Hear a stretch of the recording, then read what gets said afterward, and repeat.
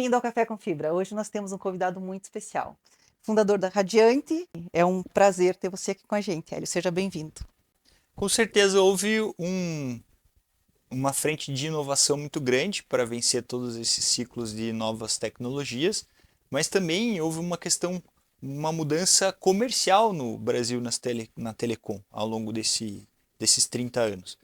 De um modelo totalmente é, estatal, em que era necessário fazer as concorrências, participar de licitações com, com pregões, né? E para um modelo em que hoje é iniciativa privada, que é um modelo completamente diferente de negociação, né? E como que a Radiante saiu daqueles clientes estatais para hoje, né? Olhando hoje ela atende as grandes operadoras. Como é que ela conseguiu desenvolver toda essa carteira de clientes nesse novo cenário? A área comercial teve que realmente se adaptar a esse novo cenário de privatização, acompanhando as licitações, né, que não eram mais públicas, eram por editais que as operadoras divulgavam, né? A gente buscava essas oportunidades e aí fazíamos a precificação de acordo com a necessidade da operadora. E sempre em sintonia com a área comercial interagindo para realmente ter uma melhor aderência da necessidade com a nossa precificação, né? E nesse sentido, então, a questão de técnica e preço, principalmente preço, foi determinante, mas a técnica era um filtro.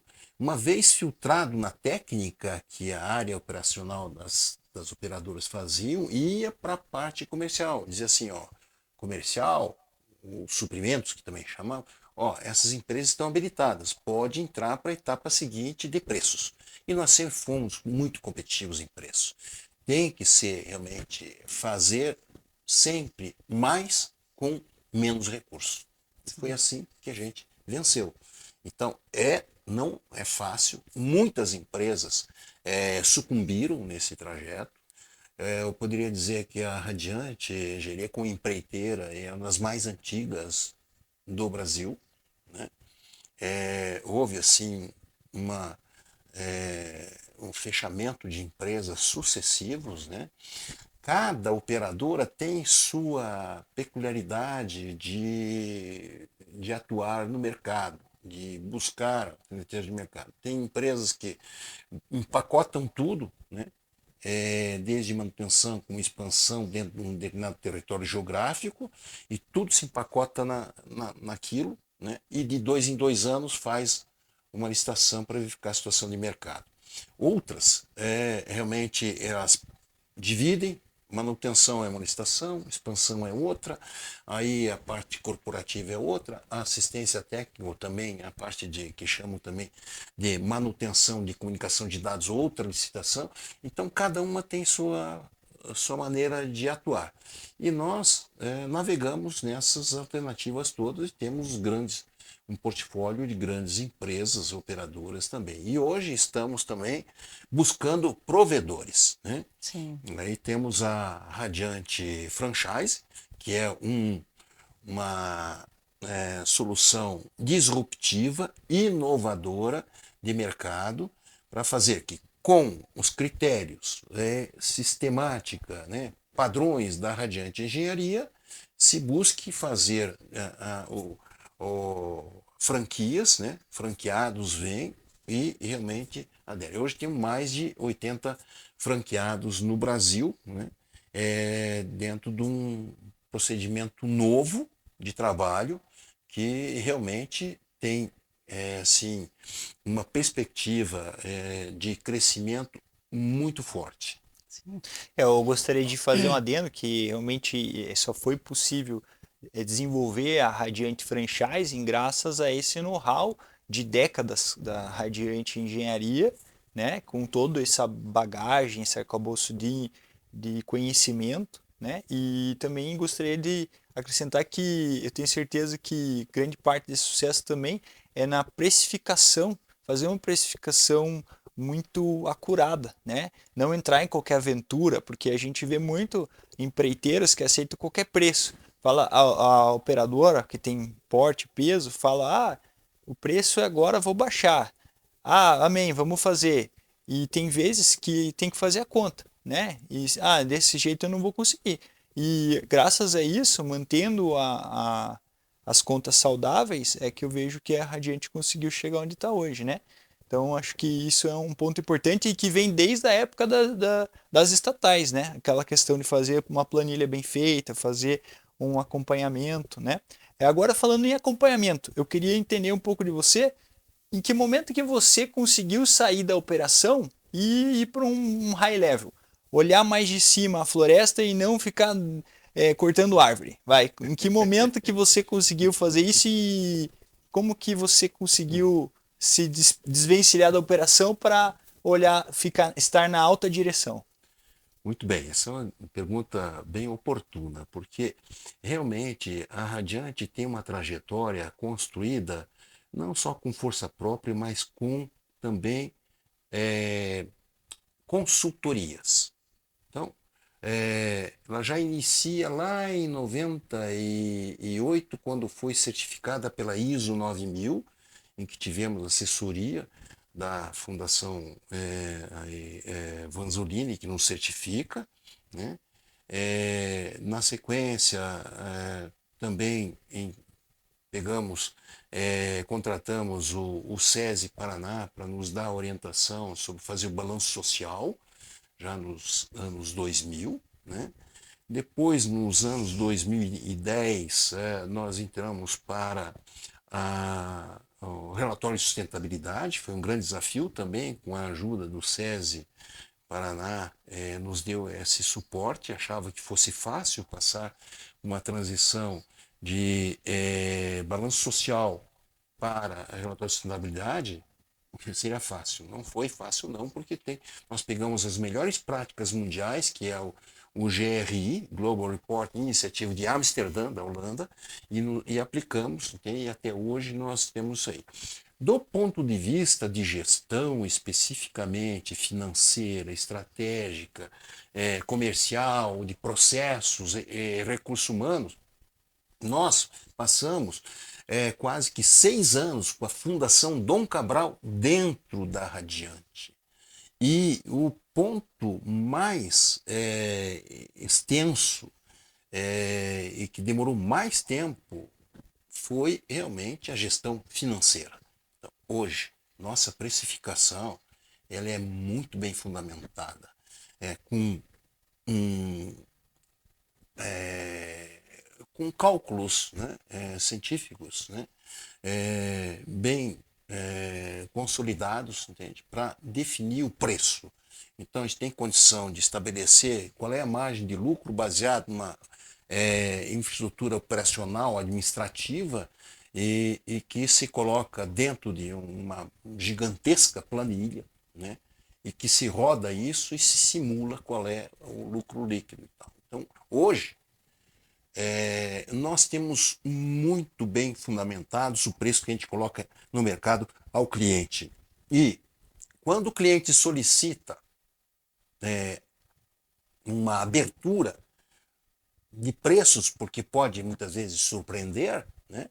Achar que pode baixar preço, na realidade aumenta e tal. Então, nessa situação, a gente abre a planilha de preço dentro de um regime de confiança. Tanto é que hoje nós temos clientes, entende, que estão há mais de 20 anos, entende, que nunca tivemos interrupção de contratos, sempre fazendo. Então, não é um nem dois operadores, nem uma nem duas operadoras que tem isso. Isso fruto do quê? De competência, né, de gestão.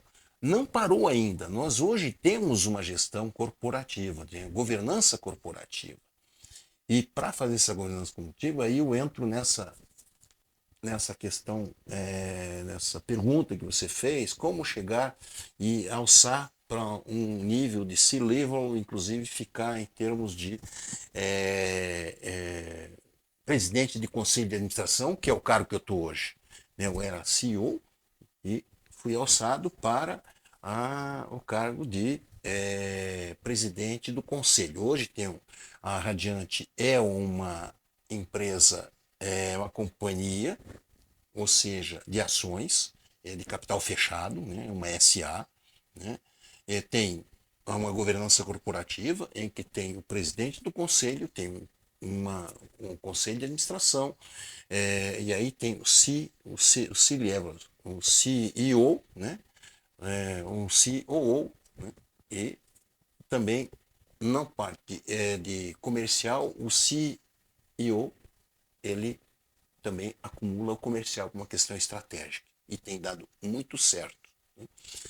Agora, como foi chegado nesse ponto de tornar uma SA? Não foi fácil, achar assim, num passe de mágica, não, vamos fazer uma SA e tal. Não, foi feito um preparo. Aí pegamos uma consultoria e que passou um ano realmente havendo a preparação de nós termos uma governança corporativa consolidada com um conselho de administração, C-levels e tudo mais. Onde é que está o ponto crítico? O ponto crítico que eu considerei mais importante foi a minha cabeça. Como fundador, eu me transformar num cobrador e definidor de indicadores do que um cara com mão na massa operacional. Eu sempre fui de entrar na parte do operacional e ver como é que está, e como está andando, ver aqui, ó, mexe aqui, trabalha ali, entrega melhor lá. Então, para poder sempre ter alta performance de entrega. E eu tive que deixar isso para os Confiar. confiar nisso aí. E eu sempre fui muito ativo. Mas confiar com KPIs, né? Confiar com indicadores. Né? Sim. Acho que isso é importante. Que nos colocou os principais KPIs para poder realmente acompanhar, e assim que nós fazemos hoje. Né? E temos a felicidade de ter uns C-levels muito bem competentes, já consolidados, e fazemos esse acompanhamento mensal. Né? Eu fazia também acompanhamento comercial, né?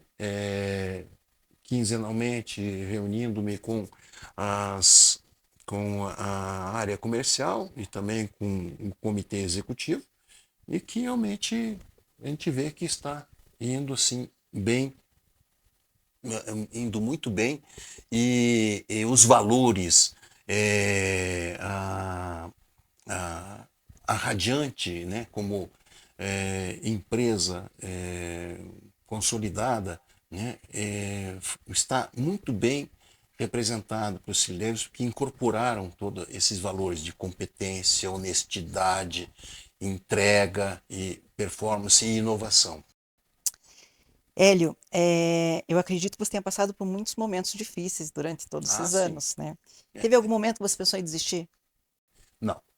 Não. Mesmo na situação mais grave de toda a história da Radiante, que foi lá em setembro de 1995, o pós-Plano Real, né, que quando converteu de URV foi para o real de hoje, houve uma deflação em todos os contratos, uma diminuição de quase 10% no valor, na conversão da URV para o real. Então, além de já estar difícil na época, né, ainda se tornou mais difícil ainda. Então, olha, foi assim um arrasa-quarteirão. E eu enfrentei isso e superei. Mas com quê? Com credibilidade, não negando a dívida, renegociando, né, botando a cara para bater. Né? Então tem passagens, inclusive, muito curiosas que eu passei, mas nunca desisti. Teve uma segunda dificuldade, que foi na época de antecipação de metas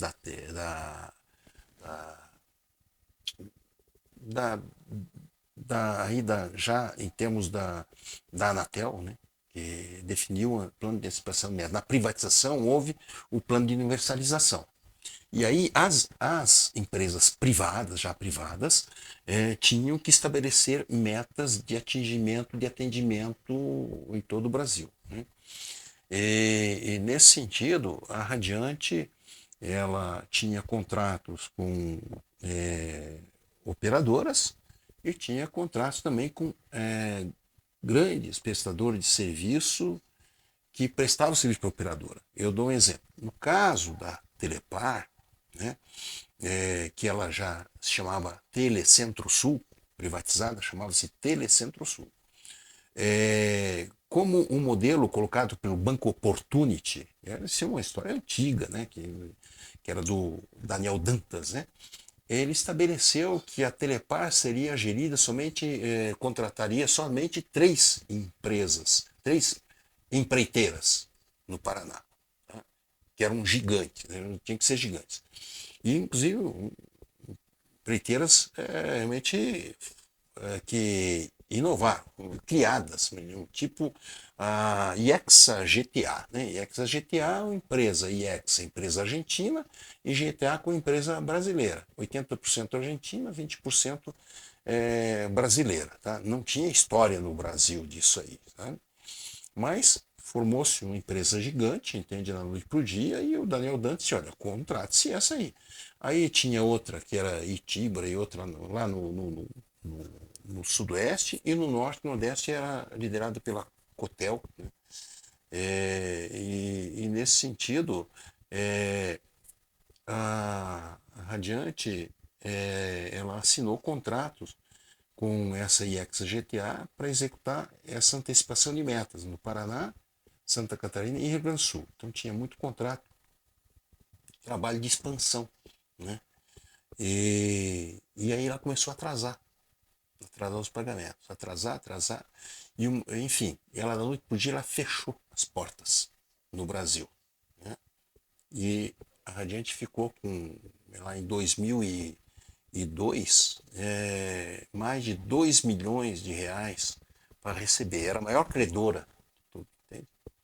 Ela tinha uma estrutura gigantesca, entende? Eu sei que era megalomaníaca, não tinha gestão competente para tocar. Ele gastava, era uma gastança enorme e, claro, realmente dava prejuízo e ela simplesmente fechou e deu cano, né, no mercado.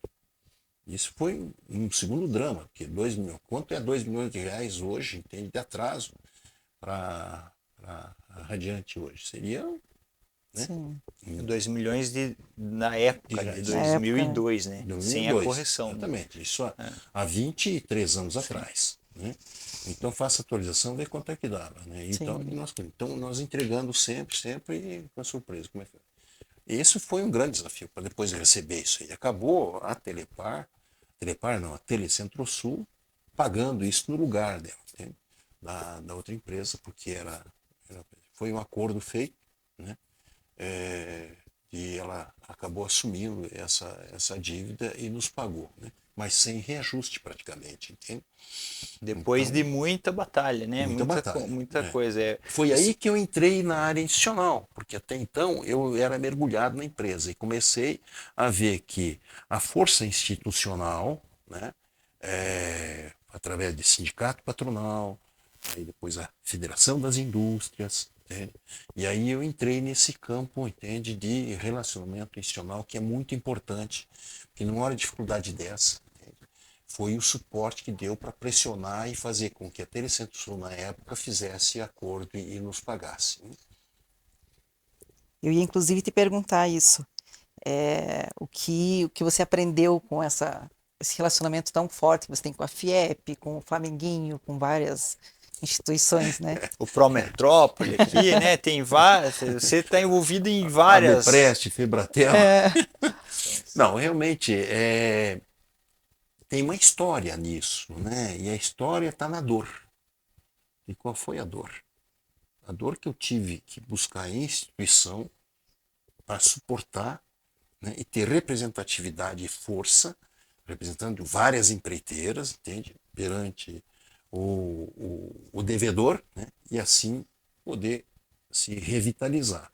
Foi uma época difícil, não tão difícil quanto aquela lá de 95, quer dizer, então tive duas grandes crises. A primeira, a maior, foi em 95, e a segunda em 2002 para receber. E foi assim que nós fizemos. Então, é até uma espécie de reconhecimento e retribuição, diríamos, a esse legado que consegui receber, né, por esse apoio institucional e de realmente fazer com que revitalizasse a nossa economia radiante, né? E aí foi só um crescendo, né? E eu sou uma pessoa que quando faço uma representação, entro numa instituição, eu gosto de realmente ser ativo. E aí quem é ativo, sempre quando dá uma sugestão, já sai com 3 compromissos para fazer. Aí eu sempre digo, pô, mas eu não tenho tempo para isso. Eu disse, não, mas são as pessoas que não têm tempo que conseguem realizar. Então, hoje também, eu sou também membro do Conselho de Administração da Curitiba, Agência Curitiba de Desenvolvimento, né? É uma empresa estatal de capital, é uma SA, a FIEP é acionista e eu represento a FIEP lá no Conselho de Administração. Agora, semana passada, participei na 7ª Conferência Estadual das Cidades. Eu fui eleito a representar o Paraná na 6ª Conferência Nacional, a 7ª estadual e a 6ª nacional lá em outubro, entende? Para ir porque a gente dá as opiniões, dá sugestões e aí vem um encargo. Eu É, vejo, assim, você falou da questão das dificuldades que você teve em alguns momentos, né? E até você citou que como é que era em casa, né? Que então assim realmente eu vivi isso, né? Como seu filho lá, né? Que em alguns momentos no passado lá eu tenho vaga, eu era criança, mas eu lembro nos anos 80 você com uma séria dificuldade, a gente sempre brincava em casa, de repente o papai só tava enfurnado no escritório e tava muito nervoso, né? Então essa era a minha visão lá na época como criança. E depois e mais tarde, na segunda situação difícil que você teve lá, que eu tava na faculdade e que você tava muito estressado, estafado e, né, isso eu me recordo bastante. E eu acompanhei todos esses 30 anos, né? É, você mudou muito o seu formato de gestão, a sua forma de encarar, que na época era muito centralizador, né? Você sempre foi muito centralizador, para hoje trabalhar com KPIs e como uma pessoa de alto nível, né? Olhando e cobrando a entrega, né? Como que você visualiza isso, né? Essa tua trajetória, assim, quais foram os momentos cruciais para você virar isso no seu mindset, né? Na sua mentalidade? Olha, realmente eu como perfil de pessoa sempre estou aprendendo. Então, o aprendizado é uma coisa que a gente tem que levar a vida toda, sempre de olhos e ouvidos, né? Vendo o que pode ser aprimorado no seu procedimento, no seu dia a dia, no seu trabalho, inclusive em ações estratégicas, né? E assim que foi a evolução. De fato, eu era bastante concentrador, né? Hoje nós temos ferramentas de gestão que não existiam na época, né?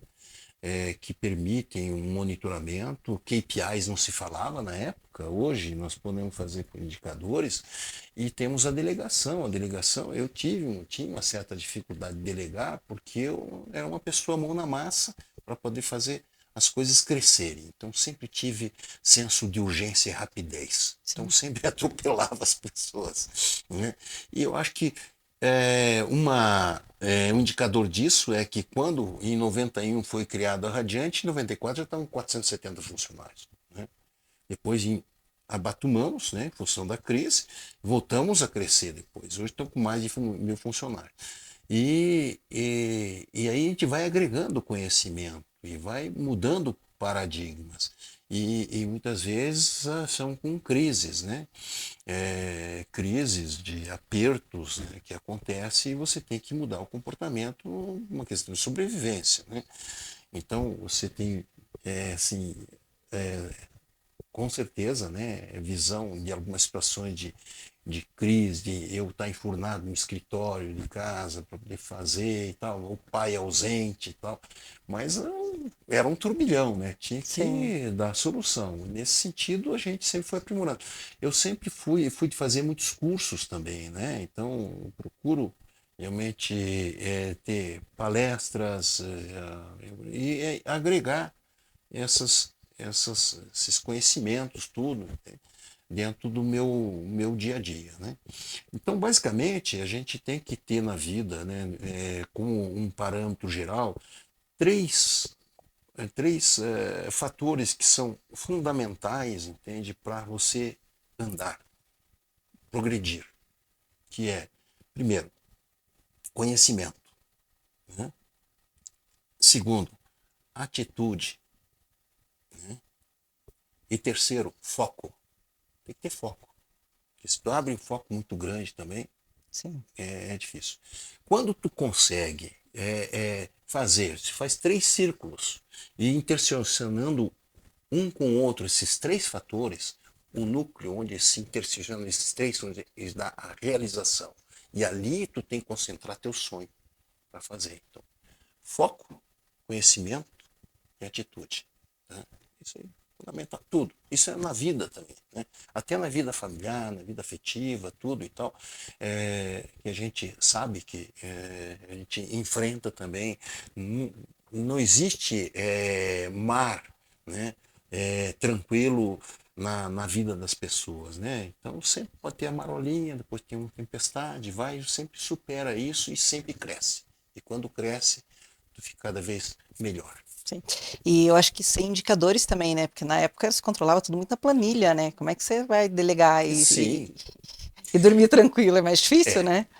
Olha, de 91 a 2007, né, nós fazíamos a gestão da Radiante num sistema chamado, programa chamado Access. Access, hoje, quem vai pensar o que é Access? Hoje, tem um sistema que é um Finan com um ERP que interage tudo em uma linguagem, né, tranquila, que realmente tu puxa os indicadores Sim. instantaneamente. Eu, quando lá, antes de 2007, precisava saber o que era o faturamento do mês, eu pedia para o financeiro, tinha que, agora eu tenho que atualizar uma planilha Excel, tem que ver aqui e tal. E me leva 2 dias para ver. Hoje não, instantaneamente eu vejo. Sim. Hoje, com o Financo, eu pego e vejo qual é o meu lucro líquido hoje com a situação. Eu vejo lá meu lucro, meu EBITDA, entende?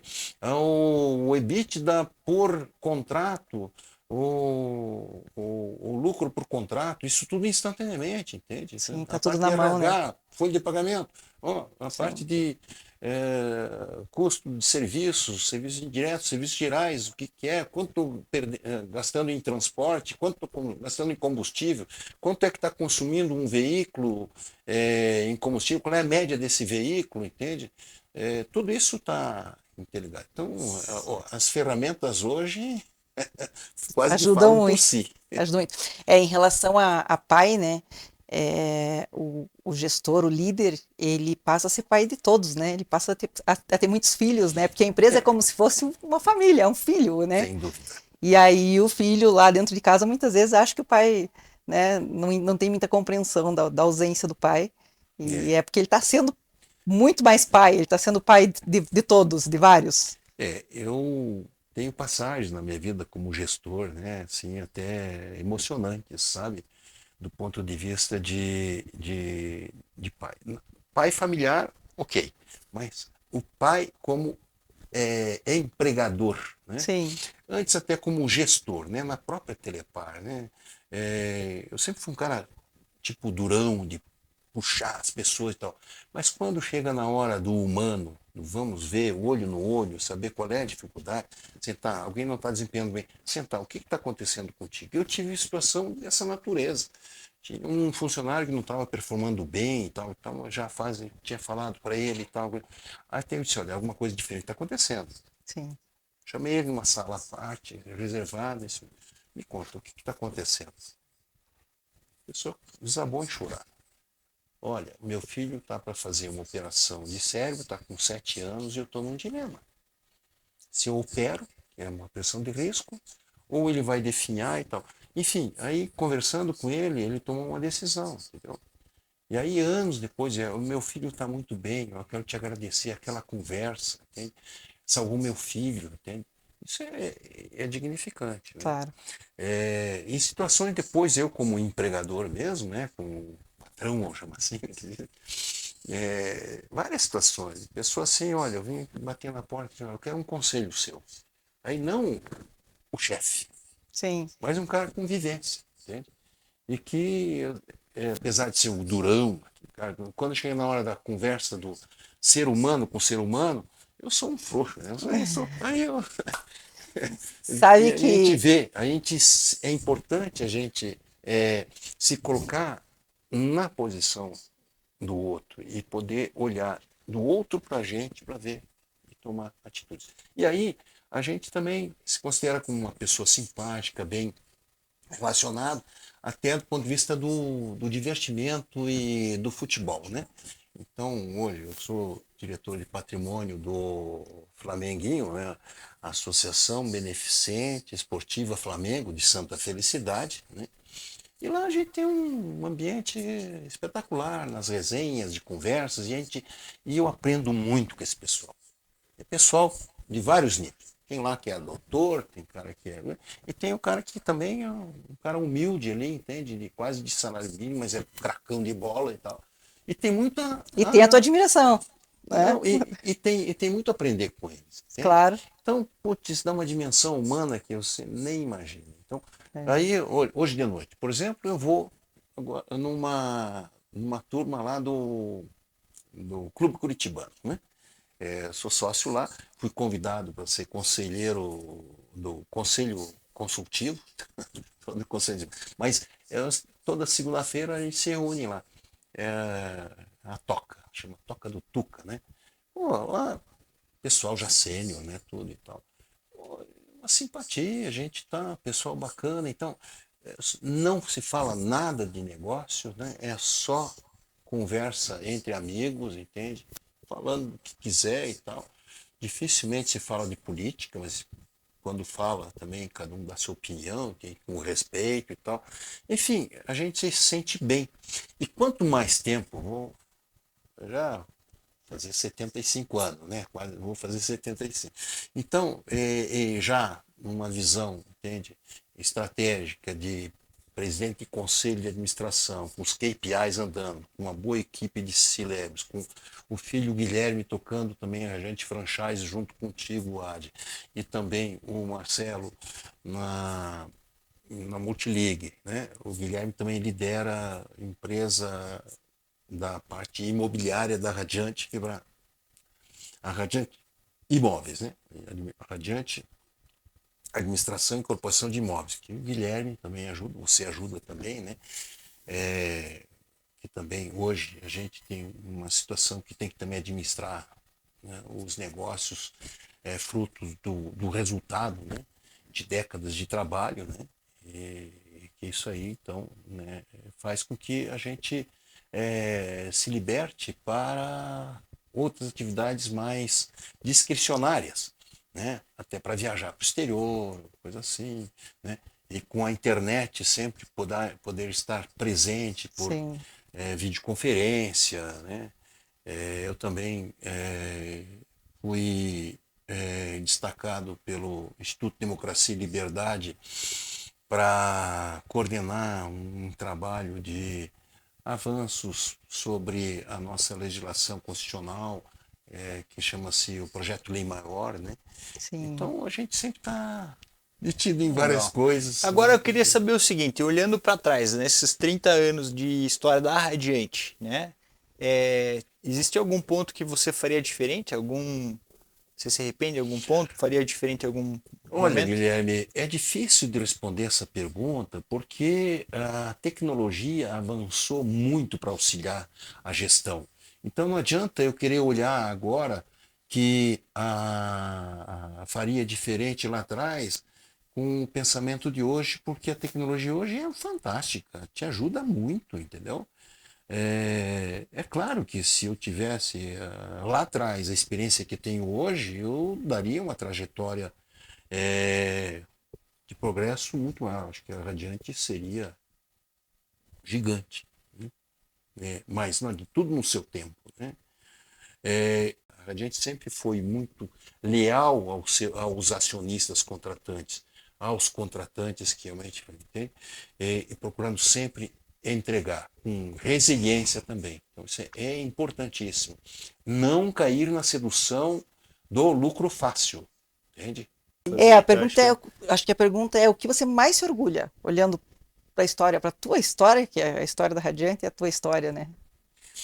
Olha, o que mais me orgulha é ser uma empresa respeitada, reconhecida. Vou agora a Brasília, num encontro nacional de presidentes de operadoras, chamada Painel Telebrasil, para me encontrar com os CEOs das operadoras, que hoje são multinacionais, né? Então, de cabeça erguida, inclusive com reconhecimento de todos, entende? Pela história que a Radiante teve, sempre limpa, leal, entende? A quem contrata a Radiante. Então, esse é um orgulho que eu tenho. Segundo, é uma empresa que hoje ela entrega com alta performance, diferenciada em relação ao mercado. E E por quê? Porque se mantém com os valores, os princípios, né? E aquele perfil que a Radiante sempre teve, que os C-levels, né? Que o Guilherme também na área de Radiante Franchise também apresenta. Então, esse é o motivo. Então, a gente transita de cabeça erguida e reconhecido, inclusive, pelo mercado, entende? Como uma empresa de alta performance.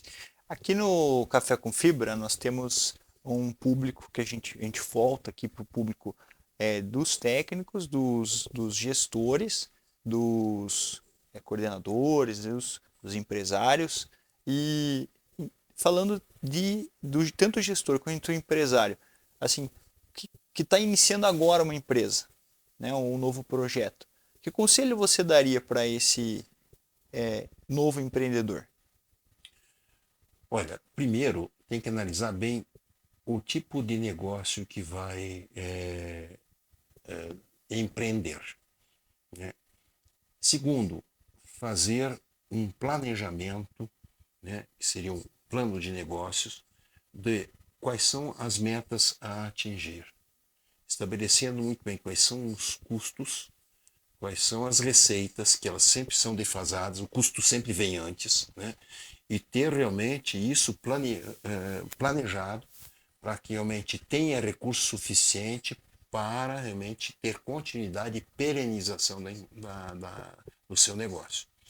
E nesse sentido, a Radiante tem essa perenização, porque ela sempre tem essa visão estratégica, a empresa forte, sólida e perene também.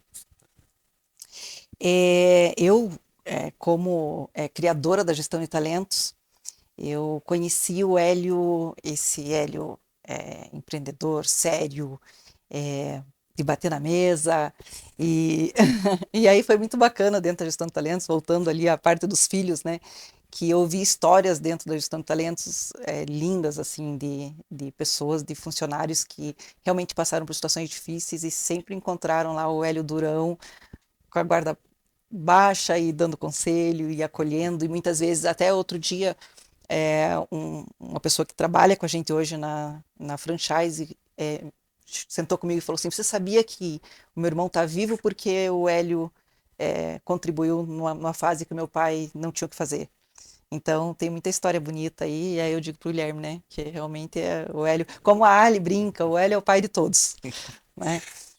A gente sempre tem tido preocupação com a base da empresa, os funcionários, né? Nesse sentido, a gente tem procurado dar capacitação e apoio. A gente cobra, mas também está sempre aberto, né? Com a porta aberta para receber críticas, até pedidos, né? A Radiante lá atrás, criou até programas, tipo assim, de auxílio de empréstimos, né? Inicialmente até sem juros, né? Parcelados em função da dificuldade que era feita. Depois a empresa foi crescendo, houve a demanda maior, a gente colocou, diríamos, uma série de regras, né, para ser enquadrado. A Radiante também incentivou o progresso no ensino. Então, se um funcionário de segundo grau quer galgar uma faculdade e essa faculdade tem sintonia com o negócio, com o trabalho que ele tem dentro da empresa, foi criado tipo uma espécie de bolsa, entende? Pelo menos 50% do custo daquela faculdade custeado pela Radiante, né? Então, hoje tem pessoas, né, formadas dentro da Radiante que realmente receberam esse auxílio, entende? De custeio da sua faculdade, né? Então, eu sempre fui uma pessoa que incentivou o crescimento pelo conhecimento, acréscimo de conhecimento com curso e tudo mais. Fizemos cursos também sobre liderança, entende? Para capacitar técnico. Então, a Radiante tem equipe realmente que ela é preparada. Se não é preparada do ponto de vista de cursos formais, ou é também por trabalhos e aprendizado on the job, né? Então, a pessoa entra como aprendiz, está junto com um técnico ali, é acompanhado, é ensinado e tal, e depois galga e vai progredindo. A gente tem procurado, dentro da Radiante, fazer esse progresso funcional do colaborador para sempre ter essa possibilidade de progresso interno através, claro, do reconhecimento pecuniário também. De crescimento. Eu acho que aí entra também a questão da Radiante Franchise, né? Que queira ou não, é uma oportunidade também para quem tem vontade de empreender. E como a gente está indo para o final da nossa conversa aqui, eu queria que você falasse para os nossos franqueados, né? Que são pequenos empreendedores, muitos estão começando ainda. A tua história é muito bonita e ela realmente, eu acho que traz a motivação para qualquer pessoa que escuta, né? Mas eu queria um recado teu, assim, direto para os nossos franqueados. O que que você diria para eles aí, como dica? Olha, franqueados, ou quem queira ser empreendedor, venha franquear, ser um franqueado da Radiante, porque é uma boa perspectiva. Você tendo força de trabalho, tendo realmente seriedade, né, comprometimento e querer progredir, venha trabalhar conosco que você terá progresso, porque a Radiante tem uma marca, tem uma sistemática, um padrão de procedimento conceituada no mercado nacional e pode lhe abrir oportunidades como empreendedor. Venha que nós vamos crescer juntos.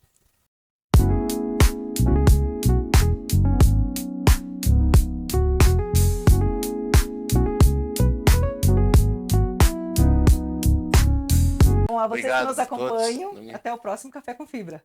Bom.